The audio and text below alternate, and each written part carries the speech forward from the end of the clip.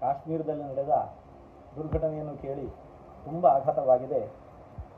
ಆ ಕಡೆ ಒಂದೆಡೆ ಪಶ್ಚಿಮ ಬಂಗಾಳದಲ್ಲಿ, ಇನ್ನೊಂದೆಡೆ ಈ ಕಡೆ ಕಾಶ್ಮೀರದಲ್ಲಿ ಕಾಶ್ಮೀರ ಫೈಲ್ಸ್ ಅಂತ ಹೇಳಿಕೊಂಡು ಏನೊಂದು ಪಿಕ್ಚರನ್ನು ನಾವು ನೋಡಿದ್ದೇವೆ.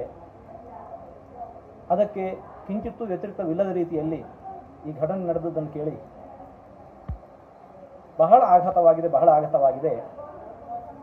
ಸರ್ಕಾರ ತಕ್ಷಣದಲ್ಲಿ ಇದರ ಕುರಿತಾಗಿ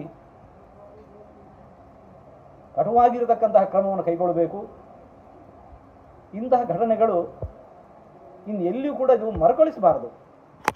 ಅಂತಹ ರೀತಿಯಲ್ಲಿ ಬೇಕಾಗಿರತಕ್ಕಂತಹ ದೇಶದೊಳಗೆ ಸುಭದ್ರತೆಯನ್ನು ಕಾಯ್ದುಕೊಳ್ಳುವಂತೆ ಬೇಕಾದ ಕ್ರಮವನ್ನು ತಕ್ಷಣ ತೆಗೆದುಕೊಳ್ಬೇಕು ಅಂತ ನಾವು ಕೇಂದ್ರ ಸರ್ಕಾರವನ್ನು ಕೂಡ ಆಗ್ರಹಿಸ್ತಾ ಇದ್ದೇವೆ. ಕಾಶ್ಮೀರದಲ್ಲಿ ನಡೆದ ದುರ್ಘಟನೆಯನ್ನು ಕೇಳಿ ತುಂಬ ಆಘಾತವಾಗಿದೆ.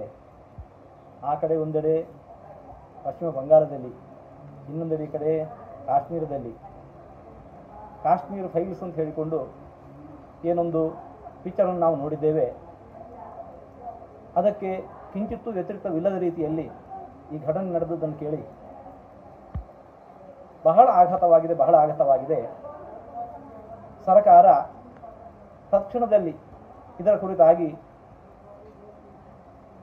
ಕಟುವಾಗಿರತಕ್ಕಂತಹ ಕ್ರಮವನ್ನು ಕೈಗೊಳ್ಳಬೇಕು. ಇಂತಹ ಘಟನೆಗಳು ಎಲ್ಲಿಯೂ ಕೂಡ ಇದು ಮರುಕಳಿಸಬಾರದು.